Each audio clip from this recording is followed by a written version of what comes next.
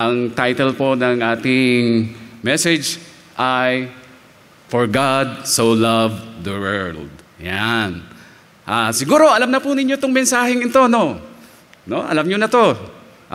Pero I hope by the power of the Holy Spirit ay meron pong new things na ipagkakalob sa atin ang Panginoon sa umagang ito, sa ating pong pakikinig at sa pagtunghay sa kanyang mensahe. Pero bago po yun, tayo ay manalangin muna. Let's pray. Humihingi po kami, Panginoong Diyos, ng tulong sa inyo na sa pagtunghay po namin sa iyong salita. Kayo po ang mangusap sa amin. Ang mensahe po ninyo sa umagang ito, ang siya po naming mapagbubulay-bulayan sa buong araw, sa buong sanlinggo, sa aming mga buhay. At ito, Panginoon, ay tumimo sa amin at baguhin kami nang naayon sa iyong kalooban. Matuto kaming mamuhay, Panginoon, ng nais mo sa buhay namin. At ikaw nga po, Panginoon, ang maluwalhati sa aming kalagitnaan sa pagtunghay po namin sa salita ng Diyos. So, ito po ay aming panalangin sa ngalan ng Panginoon Jesucristo. Amen. So, sa halip po na basahin natin ang text ngayon, wag nating tingnan muna yung text natin, yung John 3:16. No? Dahil alam ko naman na marami po sa inyo ang kabisado na ang John 3:16. Whether ang kinabisado mo ay King James Version, New King James Version, New American Standard Bible, or any version, alam ko kabisado po ninyo yan. Kung ikaw ay tunay na Kristiyano, I'm sure naakit kang kabisaduhin niyang John 3:16. So tayo po tumayo at ating i-recite ang John 3:16. Una sa English muna. Sa English muna. Pakinggan ko nga po. Sabay-sabay tayo. Pagbilang ko ng 3, i-recite po ninyo ang John 3:16. 1, 2, 3.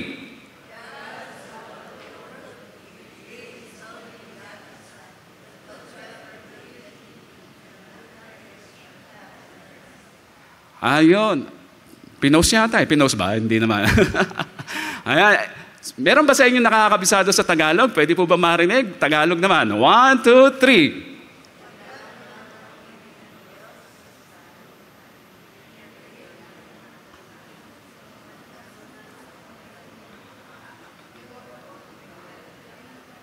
Oy, meron.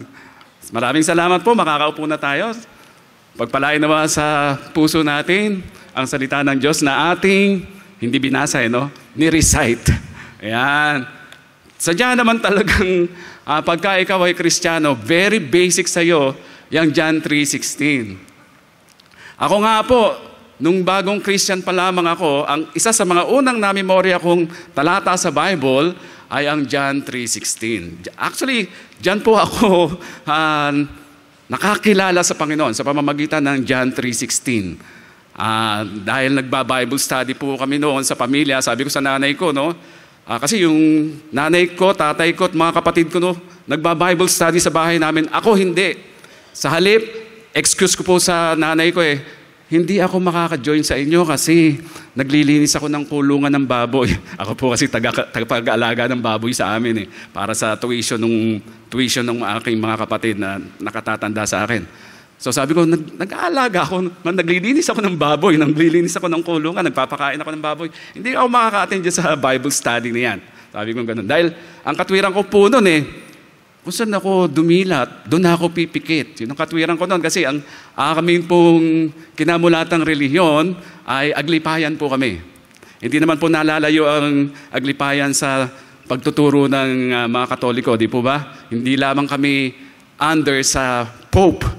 Yan ang kaibahan ng aglipay. Hindi under sa Pope o sa Roman Catholic Church, o sa Vatican ang aglipay. So sabi ko sa nanay ko, hindi ako mag-join sa Bible study nyo. Kahit ako na lang mag-isa, hindi pa nag-join. 7 kami magkakapatid So ang nanay ko, tatay ko, nandun nagba-Bible study. Si tatay ko actually, originally, yan po ay iglesia ni Manalo, yung tatay ko dati, bago siya nakakilala sa Panginoon.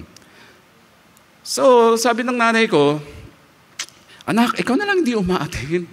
umatin ka. Ay, dahil ako nga po yung masunurin sa aking nanay. Actually, kaya po ako nakapag-asawa dahil sinabihan ako ng nanay ko, mag-asawa ka na. Nag-asawa po ako.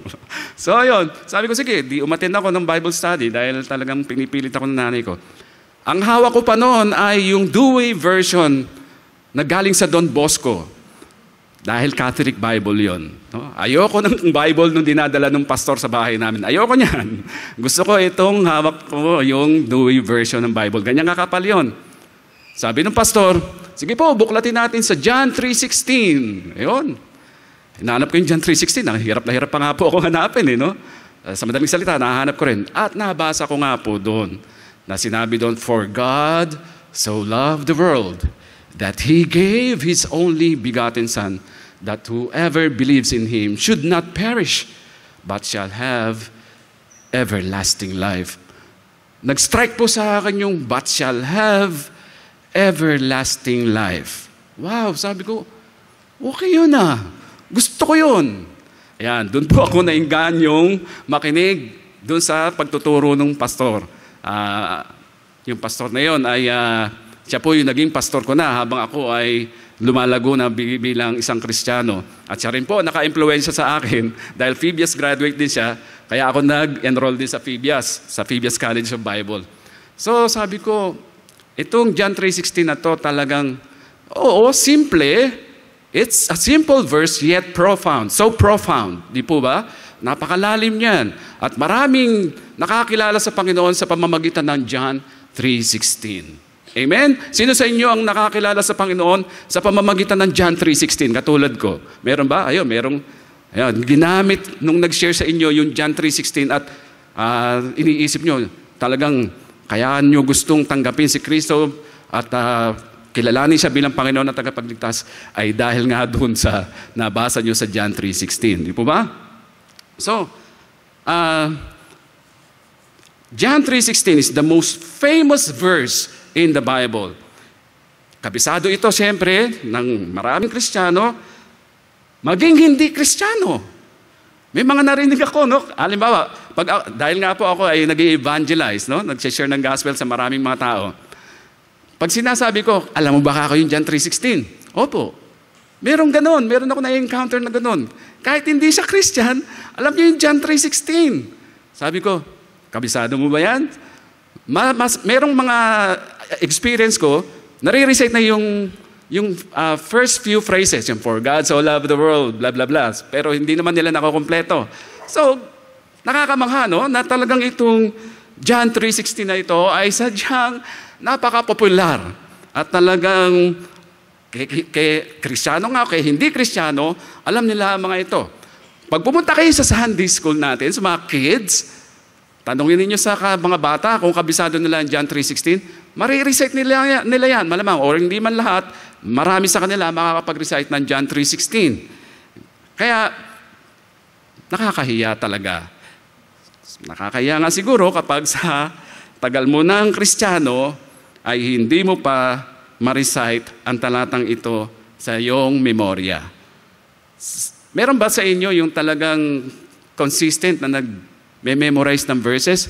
Doon po sa men's fellowship, meron po kami isang kapatiran doon na, andito ba siya? Wala pa siya.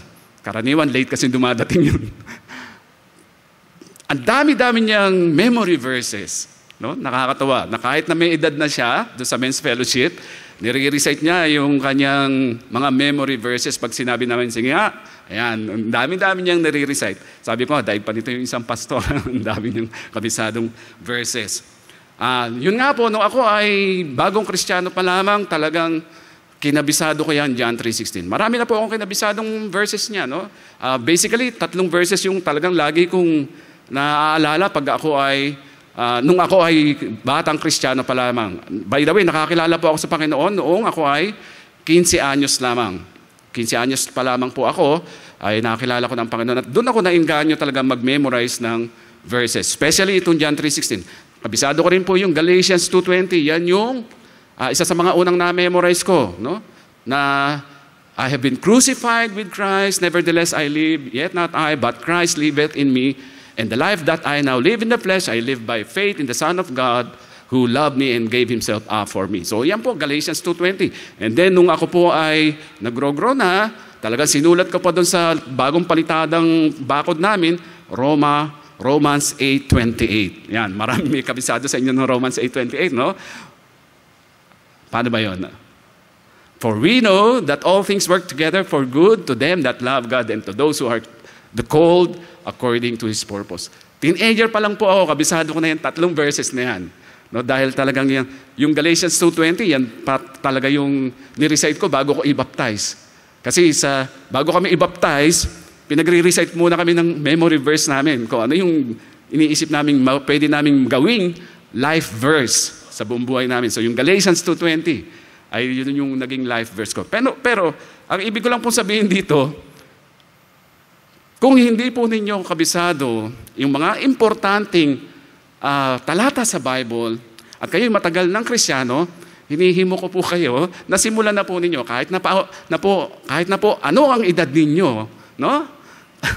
Kasi naniniwala ako wala sa edad yan eh. Dahil sa dami na po ng aking nakilala na mga may edad na talaga, mga senior citizens, talagang kaya pa nilang mag-memorize ng verse. Sana nga po ay hinihimo ko kayo na mag-memorya ng verse. Simulan po ninyo sa John 3:16. Okay, so this verse is called the greatest verse in the Bible. This is the gospel in a nutshell. Maaari mong maipresenta ang mabuting balita sa iisang verse lamang. Itong John 3:16, maisishare mo na ito sa mga taong nakakausap mo na kumpletong gospel presentation. John 3:16 pa lang, no? Ay pwede mo na itong i-share sa tao, sa katabi mo, sa eskwela, sa opisina mo, sa mga kapitbahay mo, no? Sa halip na kung sino-sino pinag-usapan nyo, pag-usapan nyo na lang yung John 3:16. Ayan. At marami nga pong taong nakakilala sa Panginoong Jesucristo because of this verse. Ang talatang ito, ang background nito, alam po natin ang background nito, no? Ito'y nagmula nga po sa Kabanatang 3 ng 1, kung saan mula verse 1, ipinakilala dyan si Nicodemo. Diba? Si Nicodemo ay isang Pariseo at nag-usap sila ng Panginoong Jesucristo at sinabi ng Panginoong Jesucristo sa kanya, katotohanan sinasabi ko sa iyo, ang kailangan ay ipanganak kang muli. Pagka hindi ka ipinanganak na muli, hindi mo makikita ang kaharian ng Diyos. Yun ang sinasabi po sa John 3:3 at saka John 3:7. Di po ba?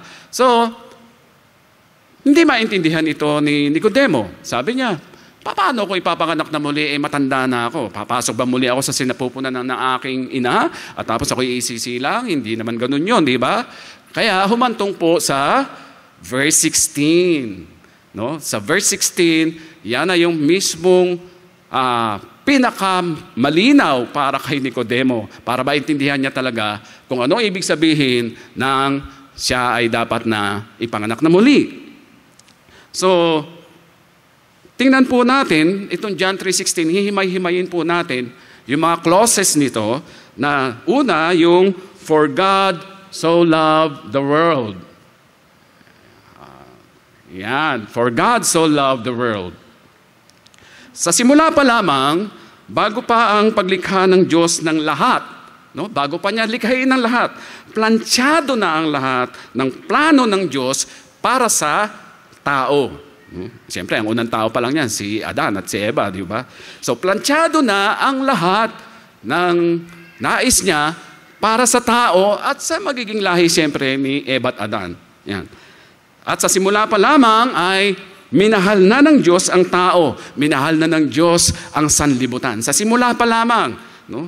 At nilikha niya ang tao upang mahalin niya ito at iparanas dito ang kanyang kabutihan.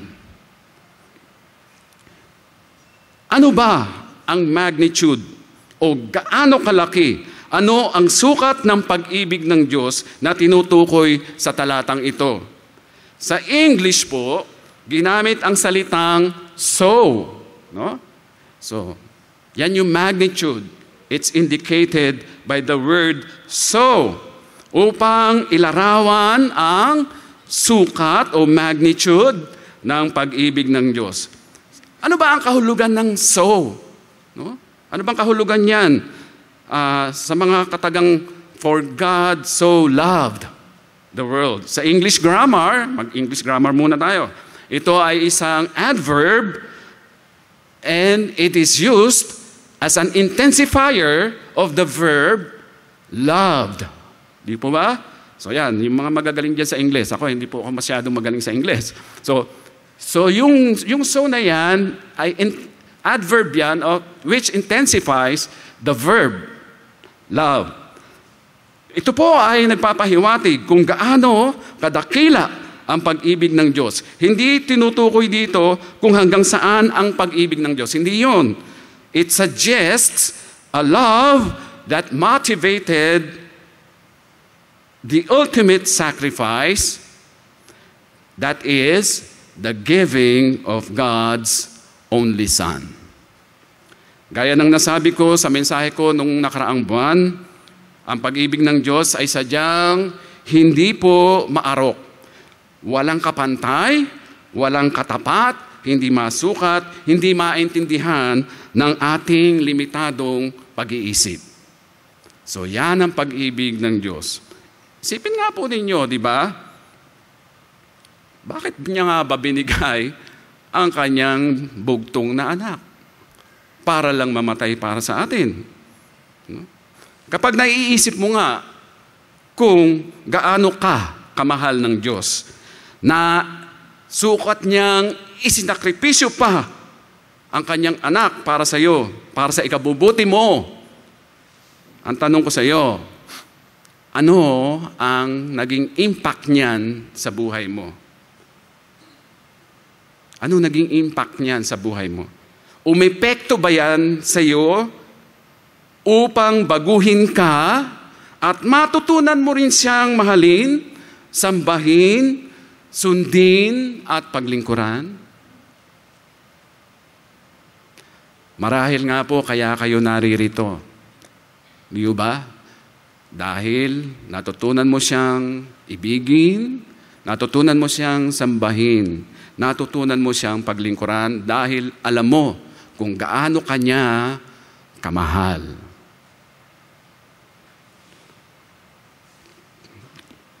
Hanggang saan ang saklaw ng pag-ibig ng Diyos? The measure of God's love. Hanggang saan ba yan? It's extending to the whole world. Buong daigdig ang saklaw. Buong sanlibutan. Ang lahat ng tao. Ang lahat ng tao'y mahal ng Diyos. Kaya nga po, di ba, sa ating iglesia o sa bawat iglesia, dapat talaga lahat welcome. Mayaman, mahirap, bata, matanda, anuman ang iyong kasarian, kahit na ikaw pa ay transgender o kung ano ka pa, welcome ka rito. Bakit? Dahil sabi diyan, God loves the whole world. God loves you and me. Kung sino ka pa, kung ano ka pa, mahal ka ng Diyos. Yan ang sinasabi po diyan. Kaya nga po, this word, actually, yung salitang world o sanlibutan, hindi ito tumutukoy dun sa planeta, ha? Hindi, it's not referring to the planet Earth, but rather to humanity as a whole. At marahil, nung narinig ito ni Nicodemus, nagulat siya, no? Hindi niya siguro matanggap. Kasi nga po, ang karaniwang pag-iisip ng mga Hudyo, sila lang ang mahal ng Diyos. Yung lahi lang nila ang mahal ng Diyos. No? Pero narinig niya si Jesus, sabi niya, for God so loved the world that He gave His only begotten Son, that whoever, not only the Jews, no? Whoever, yun ang sinasabi doon. Anyway, so, tampok po rito sa pangungusap na ito, ang pagkukusa ng Diyos na magkaroon ng muling pakikipagkasundo sa sangkatauhan at hindi ang hintayin ang tao upang pagsumikapang makamtan ang pabor niya, kundi ito'y aktibong aksyon niya na talagang He pursues this relationship with man, with humanity. Ito'y kanyang talagang sinisikap na makamtan na ang tao'y magkaroon ng kaugnayan sa Kanya. Sipin nga po ninyo yun, di ba? Kung hindi niya sinisikap na magkaroon ng kaugnayan ng tao sa Kanya, bakit kailangan pa, no, to the point of sacrificing His only begotten Son? So yan po ang pagsusumikap ng Diyos na talagang gusto niya magkaroon ng kaugnayan ang sangkatauhan sa Kanya. Ang nangyari lang, sabi doon sa, binago po yan ng sanlibutan, yung verse na yan. For God so loved the world that He gave His only begotten Son. Kaya lang, binago po yun. Paano binago? That He gave His only forgotten Son. Forgotten. Kinalimutan ng tao ang pagsisikap ng Diyos. Hindi nila naisip gaano kahalaga yung ginawa ng Diyos na ibigay ang Kanyang bugtong na anak. Kaya tayo nga lang po ang nandito eh. Dapat nga, punong-puno tayo rito, no? Dapat nag-uumapaw tayo rito. Dapat maraming nakatayo doon sa likod. Kung talagang naiintindihan ng tao yung pagsusumikap ng Diyos. Sabi nga po, malapad daw ang daan patungo sa kapahamakan. So, kumilos nga ang Diyos at ibinigay niya ang Kanyang anak upang maipagkasundo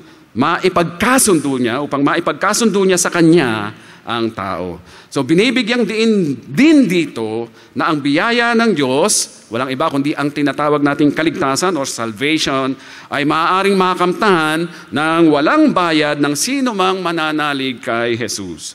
So, what is its relevance to all people worldwide?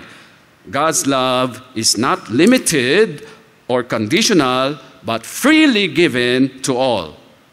Kaya dapat na madama, maisakatuparan natin ang pag-ibig sa sanlibutan. Kung paanong minahal ito ng Diyos, kung paanong minahal ng Panginoong Hesus ang sanlibutan, gayon din naman tayong mga nakakakilala kay Kristo, dapat nating mahalin ang sanlibutan. We cannot afford to be indifferent to the world around us as they too need the gospel. Kailangan din nila ang mabuting balita. So what are we doing? Kontento na lamang ba tayo na nakamtan natin yung buhay na walang hanggan at sitting pretty na tayo dito sa church? Wala na tayong pakialam sa mga tao sa kapaligiran natin? Of course not. Kaya nga po meron tayong mission and vision statements. Ang request ko nga po sa pastoral at sa leadership natin, magkaroon tayo ng malalaking mga i-post natin dyan yung ating mission and vision statements. Nang sa ganun talagang naiikulkil. Taba ba yung Tagalog? Naiikulkil. Anyway, ma-inculcate po sa ating mga puso't isip, yung mission and vision statements natin. Dahil, for God so loved the whole world. Kaya nga po, ako'y natutuwa, no, na nabuksan po natin ang gawain, nabuksan muli natin ang gawain sa San Pedro.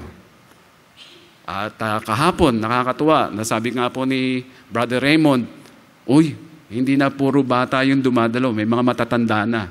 So may mga matatanda na pong dumadalo kahapon. Kaya kami natutuwa. Suportahan po natin ang paghahayo, ang paghayo natin o pag-evangelize natin. No? Suportahan po natin yan. Sumama po kayo sa mga ganyang gawain. Napaka-importante po niyan. So, tingnan po natin yung, talagang ako po ay minsan napapahaba eh. God's generous gift. Dito tayo sa pangalawang punto. Sabi diyan, that He gave His only begotten Son. Ang first subpoint, maximum sacrifice. Giving His only Son. Sino po ang ibinigay ng Diyos? Kanino ibinigay? Ibinigay ng Diyos ang kanyang anak sa sangkatauhan. So, pag-isipan natin ito. Sige po, pag-isipan natin yan, ha? Yung ginawa ng Diyos na yan. Sino ba yung ibinigay?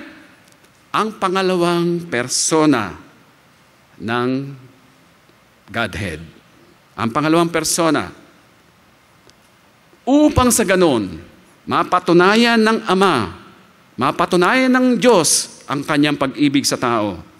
It was His only begotten Son, His beloved Son, in whom He was well pleased. Diba? Nung binautismuhan ni John the Baptist si Jesus, ay meron silang narinig na boses sa langit, sabi, "This is my Son in whom I am well pleased." Wala sa atin kailanman ang may anak na kagaya niya na ating maipagkakaloob. Ang sa atin ay mga anak ng tao. Ang sa Kanya ay ang anak ng Diyos. So the Father gave His other self, one with Himself. Nang ibigay nga ng Ama ang Kanyang anak, ibinigay niya mismo ang Diyos, ang sarili niya. Si Jesus sa kanyang kalikasan ay hindi mas mababa kaysa sa Diyos. So when God gave God for us, di ba? Tama naman, di ba? God gave God for us. So when God gave God for us, He gave Himself. And what more could He give? God gave His all. He gave Himself. So who can measure that kind of love? It's a matchless offering. One of a kind. Unique gift. So sabi po dyan, that whoever, yung matchless offering, ano ang kahulugan ng salitang begotten Son? Anong kahulugan ng begotten Son? Talaga naman mabigat, di ba? Mabigat. Pero ang ibig sabihin, sa Greek word po, ang katumbas ng only begotten ay monogenes, na ang kahulugan ay kaisa-isa. Wala nang iba. Walang katulad. Siya lang. Kayo ba, kung may isang anak lang kayo, isa lang anak nyo, tapos, ang pangarap ng anak nyo, maging sundalo para mamatay sa bayan, sa pagtatanggol sa bayan. Alam nyo, talagang, halimbawa, sasabak sa gera yung anak nyo at mamamatay. Iisa lang anak nyo, ibibigay nyo. Naalala ko tuloy yung nasa airport, no? Yung, ang pangalan nun? Si Malia? Malia ba yon? Yung bata na nabangga sa airport? Talagang antindi nung iyak nung daddy, no? Dahil mahal na mahal niya yung kanyang anak na batang babae. Habang pinapanood ko nga po yun, pati yung libing. Talagang tumagakatak. Iyakin po talaga ako eh. Nung second service last month, talagang umiyak na ako doon sa mensahe. Naiyak talaga ako doon. Sabi ko, ganun talaga kasi ang pagmamahal ng isang ama sa kanyang anak. Ano po ang naranasan ng Diyos Ama nung nakita niyang ipinako yung kanyang kaisa-isang anak dahil sa kasamaan ng tao. So, pag naiisip mo yan, di po ba meron tayong welcome room sa ibaba? Yung mga first-timers, wine-welcome natin sa ibaba. Meron po kaming pinapakitang video ng crucifixion ni Jesus. Tapos tatanungin ko po yung nakapanood, ano naramdaman mo? So, last Sunday, meron po kaming mga kabataan. Nakita nila yung video. Hindi pa tapos yung video, may umiiyak na. Umiiyak na yung isang kabataan doon. Sabi ko, nakakaiyak talaga, no? Yung ginawa na sakripisyo ng Panginoong Jesucristo sa atin. So, ano naramdaman ng Ama? Kaisa-isang anak niya ay sinakripisyo niya. Okay, punta po tayo sa pangatlong punto. God's gateway for all. That whoever believes in Him, and that refers to the method of salvation. So the method of salvation is through faith. believe, the word believe, di ba sabi, that whoever believes in Him, that word believe is the verb form of the noun faith. Ano bang verb form ng faith? Hindi naman pwedeng sabing, I faith in you, di ba? Kasi noun yun eh. So ang verb form talaga ng faith ay believe. I believe in you. Walang ibang paraan para maligtas ang isang tao kundi sa pamamagitan lamang ng pananampalataya. For by grace you have been saved through faith, according to Ephesians chapter 2, verse 8. But what is faith? What is it? Faith is not mere intellectual assent. Faith is not just agreeing with the truthfulness of a fact. Naalala po ninyo yung James chapter 2, verse 19? Ang sabi po sa James chapter 2, verse 19, you believe in God? That's good. Sabi po, karugtong nun eh, even the demons believe and tremble. Nanginginig pa daw po ang mga demonyo, no, sa kanilang paniniwala sa Diyos. Now, my question to you is, how different is your faith with the faith of the demons? Sasabihin mo, sumasampalataya naman ako kay Jesus eh. So, ligtas ako kasi sumasampalataya ako kay Jesus. Meron akong buhay na walang hanggan kasi sumasampalataya ako kay Jesus.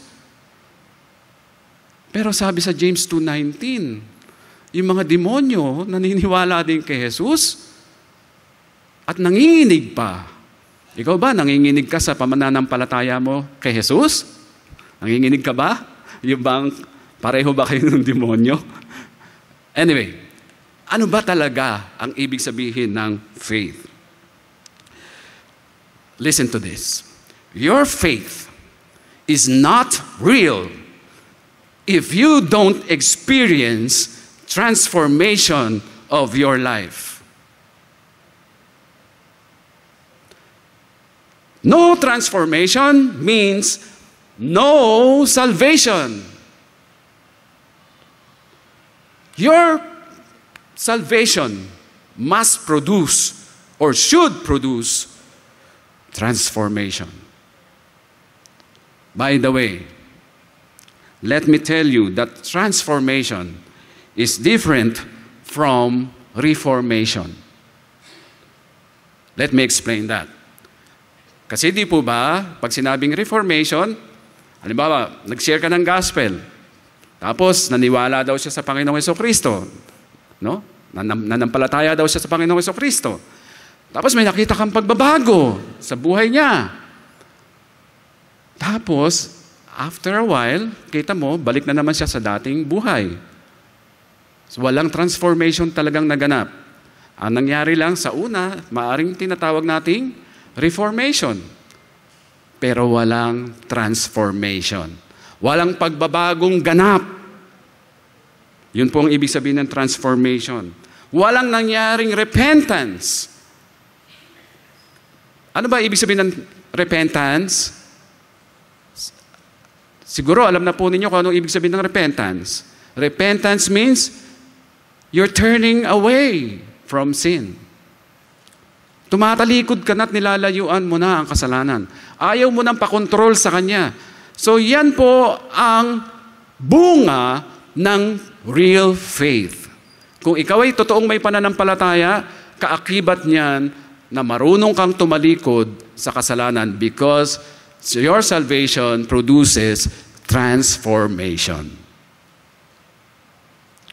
Punta po tayo dun sa susunod. Multitude invited. Dahil sabi po doon, whoever or whosoever believes. So this invitation to be saved is open to anyone. Jesus said in verse 15 that whoever believes in Him should not perish but have eternal life. That's from Web version. Romans chapter 10 verse 13, whoever will call on the name of the Lord will be saved. Revelation 22 verse 17, whosoever will Whosoever will, let him take the water of life freely. Kilala po natin si Apostle Paul. Nakaranas ng real transformation sa buhay niya. He was a persecutor. His former name was Saul. Di po ba? Nung di pa siya nakakilala sa Panginoong Kristo, his name was Saul. And when he became transformed, pati yung pangalan niya nabago. Siya ay si Paul. Pero before, he was a persecutor, a blasphemer, and a violent aggressor, and yet he experienced a complete turnaround and began a new life with Christ. So mga kapatid, it doesn't matter whether you're rich or poor, young or old, Filipino or American, Filipino or Chinese. What is important is you have faith in Christ, which transforms your life into a new one. So the gospel is for all. Whosoever you are, God loves you and He offers you the gospel. Mapapansin po ninyo na ang parting ito ng John 3:16 ay may indikasyon na walang limitasyon. Dahil sabi diyan, whosoever will, walang hangganan. Kung ilan ang sinasabing pwedeng mahalin ng Diyos. Pero ito po ang pag-isipan natin. God did not so love the world that any man who does not believe in Christ shall be saved. Did you get that? Ulitin ko po. Lumabas na ang sipon ko.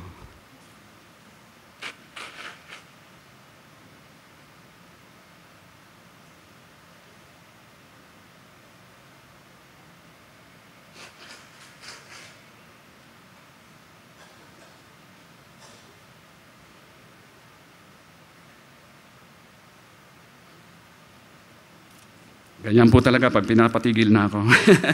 Dahil oras na. Okay. Pag-isipan po natin to, no? Kasi sabi po sa verse na yan, God so loved the world. Pero God did not so love the world that any man who does not believe in Christ shall be saved. Hindi gayon na lamang ang pagmamahal ng Diyos sa sanlibutan na kung may taong hindi mananalig kay Kristo ay maliligtas. So ang pag-ibig ng Diyos ay ganito. While every unbeliever is excluded, every believer is included. Ipagpalagay po nating may taong sadyang kasumpa-sumpa sa lahat ng mga ginagawa niyang kasalanan, sa kanyang pita ng laman na anupat maaari na siyang ituring na nakakadiring tao na parang may ketong na nakakahawa sa pagiging immoral niya. So, immoral siya, no? Sobrang pagka-immoral. Na ang dapat sa kanya ay ikulong na lamang para maihiwalay nang sa gayon ay hindi na siya makahawa sa iba. Sabihin na natin, ganyan nga siya. Pero, kung ang taong iyan ay pananaligan ang Panginoong Hesukristo, lahat ng kanyang karumihan ay agad papawiin at hindi na siya mapapahamak sa mga kasalanan niya. Yan po ang John 3:16. Now, John 3:16 also gives us guarantee of our salvation. Sabi po dyan, next point po, should not perish. Should not perish, and there's a menacing threat, and the reality of perishing is here. Mapanganib na banta ang hindi manalig kay Kristo. Ang tao ay may kinakaharap na kapahamakan. Ano ba ang tinutukoy na kapahamakan dito sa talatang ito? Ito ay ang kamatayang spiritual o yung tinatawag na spiritual death or eternal separation from God.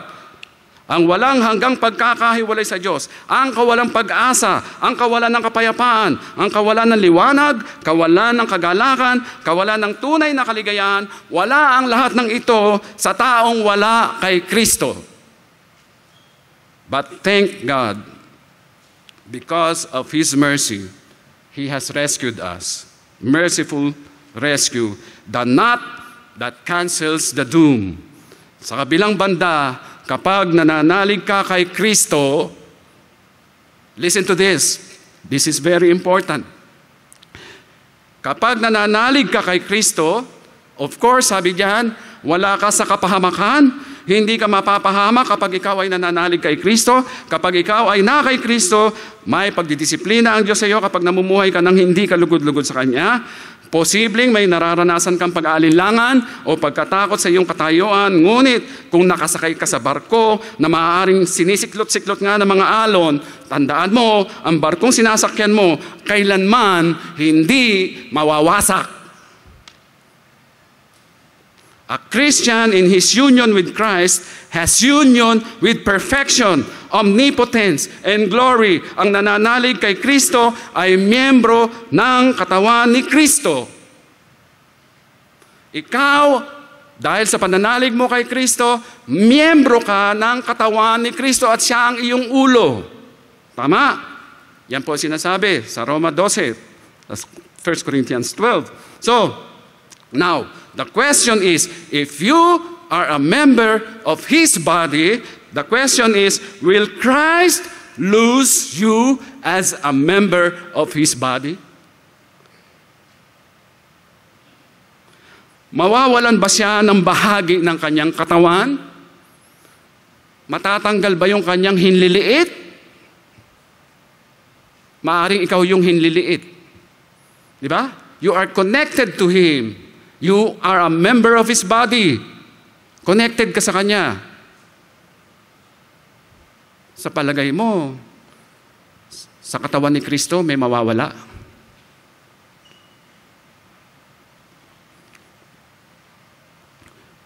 Mawawalan ba siya ng bahagi ng kanyang katawan?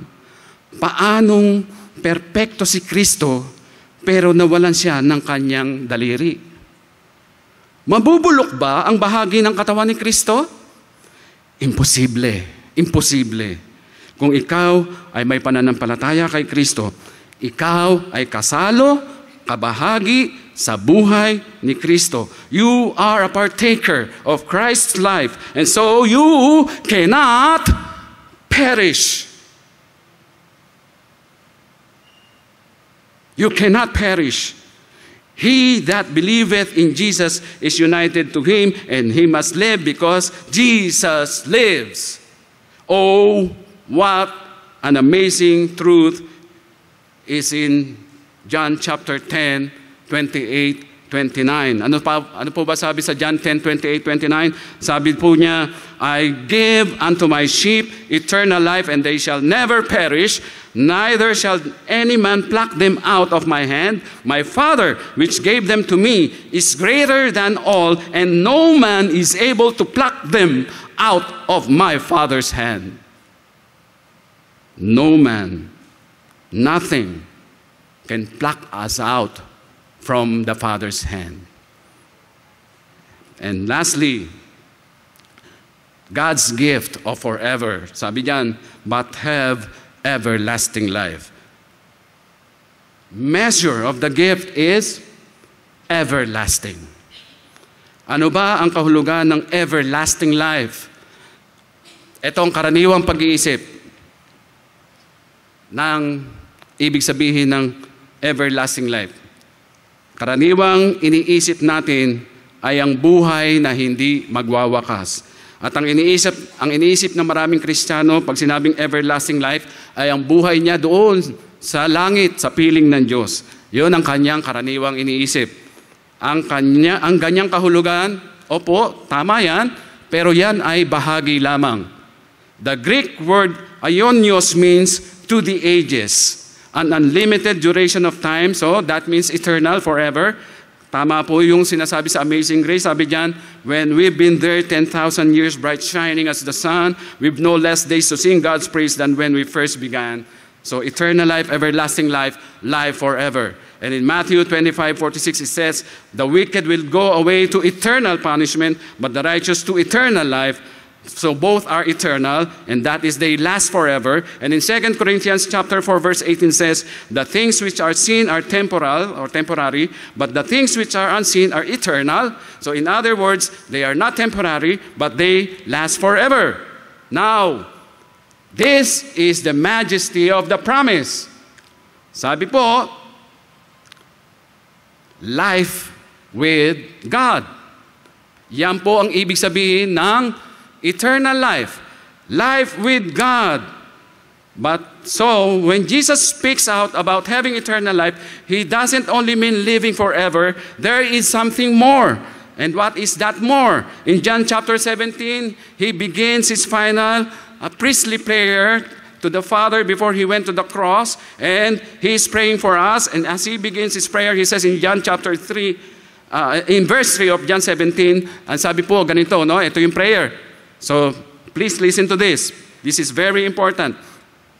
Sa John 17:3, ito yung sabi niya, "This is eternal life, that they may know you, the only true God, and Jesus Christ whom thou hast sent."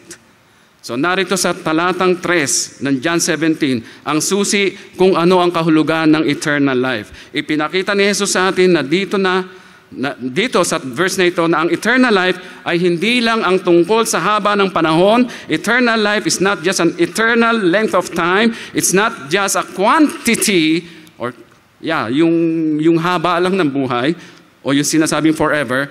It is not just quantity but a quality of time that you are with God. You are with God. Knowing Him, amazed by His beauty, amazed by His goodness, wondering at His glory, tasting the delights of His presence in your life. Kaya nga po sabi nung mga awit sa Psalm 16 verse 11, "In your presence is fullness of joy. In your right hand there are pleasures forever." Sa Tagalog sabi doon, "Itinuro nyo sa akin ang landas patungo sa buhay na puno ng kasiyahan at sa piling nyo aking matatagpuan ang ligayang walang hanggan." So yan po ang ibig sabihin ng having eternal life. Your life is with God. You are with God. God is with you. Yun po ang ibig sabihin ng eternal life. Binahagi po yan ni Pastor June last Sunday, yung Zoe na tinatawag. So it doesn't pertain merely to the length. It pertains to the quality of your life, having God with you in your life. So that is what makes eternal life eternal life. Glorying, rejoicing, receiving pleasures from God, and just being with Him. The greatest pleasures, the greatest thrills, the greatest joys that you have ever known. These are nothing compared to heaven. That's eternal life on earth. The thing is, we don't have to wait until we die to start to experience eternal life. Hindi kailangang mamatay muna tayo bago natin maranasan ng eternal life. You have eternal life now. You are experiencing it now. We can begin to taste eternal life now. And if you are a Christian, you have begun. You have it already. You're experiencing it already. Because it says in John chapter 5 verse 24, "Truly, truly, I say to you, he who hears my word and believes in him who has sent me has eternal life." Not will have, hindi po will have, but you have it already. Has. Present tense. Present tense. Right now. In other words, eternal life is not just something you wait for after death. It is something you have now if you have given your life to Jesus. Amen? So dahil si Kristo ay nasa iyo, ang Espiritu ng Diyos ay nakapisan din sa iyo, at dahil diyan ay mayroon kayong pag-uugnayan sa isa't isa o tinatawag sa Ingles na fellowship, at ang pagsamba mo sa Diyos ay likas na sa iyo. Oo, hindi nga lubos na karanasan, kagaya ng mararanasan mo sa langit, ang kasiyahan mo ngayon sa buhay mo dito sa lupa. Pero ito ay itinuturing na foretaste or patikim na magiging karanasan mo sa langit. His Spirit is in our hearts, helping us to know and love Him. Kaya natututo tayong awitan siya, purihin siya sa ating pananambahan sa iglesia, maging sa ating mga tahanan. Kahit naglalakad ka, nagmamaneho, saan man tayo naroon. And as you do these things, you enjoy them. It's a sign that eternal life has already begun in you. So one day, you will perfectly worship God forever in heaven. Pero nagsisimula ka na ngayon. Dito pa lang, nagsisimula ka na. Kung hindi mo pa yun napapasimulan sa buhay mo, maaaring hindi ka pa talaga Kristiyano. Kung sa kasalukuyan man ay hindi mo siya minamahal, kung sa kasalukuyan hindi ka nasisiyahan na sambahin siya, na napipilitan ka lang magpunta rito dahil sa nanay o tatay mo, ano? Kung hindi ka nag-e-enjoy sa pagsamba sa Panginoon, malamang wala kang buhay na walang hanggan. Baka natutulog lang kayo dyan. Hindi nyo na-enjoy ang worship. Kasi nga, hindi ka Kristiyano. Tinutulugan mo lang yung worship eh. Nag-e-enjoy ka sa pagsamba mo sa Kanya. Nasasabi kang makarating dito ng maaga dahil gusto mo sumamba sa Panginoon ng maaga. May nagsabi pong ganito, if you don't enjoy worship, you're gonna hate heaven. Pag hindi mo na-enjoy yung worship dito, ayaw mo sa langit. Yun ang ibig sabihin nun. Because eternal life is all about worshiping God. Nagsimula yun nung naligtas ka, nagpapatuloy hanggang sa iyong kamatayan at sa walang hanggan. So, heaven, everlasting life, forever with God, is the absolute greatest experience that we have. So, many people don't understand this. Sadly, pag sinabi mong, pag nasa langit na ako, ano bang gagawin ko doon? Baka mabagot lang ako doon sa langit kasi wala akong gagawin doon kundi sumamba sa Diyos, umawit sa Kanya, tumugtog ng harp. Ganun lang ba gagawin mo doon? Siguro, isipin mo, nakaka-bored. Pag ganun ang naisip mo, wala kang eternal life. Hindi mo naiisip kung gaano kaganda ang makapiling ang Diyos na face to face. Doon, hindi ka mababagot doon. Walang pagkainip doon. Hindi ka aantukin doon. 9:06 na. Hindi mo iintindihin yung oras doon. Ang haba na ng mensahe ni Pastor. Hindi ganun ang nasa sa isip mo. Anyway, nothing we have ever seen or experienced compares with what the Bible says is waiting for us in heaven. Ano bang naghihintay sa atin sa langit? Di ba? Rainbows of living colors, lightning flashes, the roaring sounds like a mighty ocean, the glory of God Himself that earthly eyes can't bear to see, but we will behold Him face to face. The pleasures that God will feed us from His right hand. Joy, joy, joy, unspeakable and full of glory. Nothing on earth compares to it. Yan po ang description ni Spurgeon na magiging buhay natin sa langit. Tayo po'y manalangin. Panginoon, maraming salamat po. Dito sa lupa, we can already experience eternal life. And we have begun it since we have come to know Jesus Christ, our personal Lord and Savior. Nagsimula na nga po sa buhay namin ang ma-enjoy namin ang Kanyang presensya sa amin. Kaya naman lagi kami may kasabikan na magbasa ng Kanyang salita, na kami ay sumamba sa Kanya, sundin ang Kanyang kalooban, maglingkod sa Kanya. Panginoon, pagyamanin po ninyo sa puso at isipan namin ng iyong salita at kami mamuhay ng naayon sa iyong kalooban. Ang lahat ay para sa iyong kapurihan at kalwalhatian. Ito po'y aming dalangin sa ngalan ni Jesus. Amen.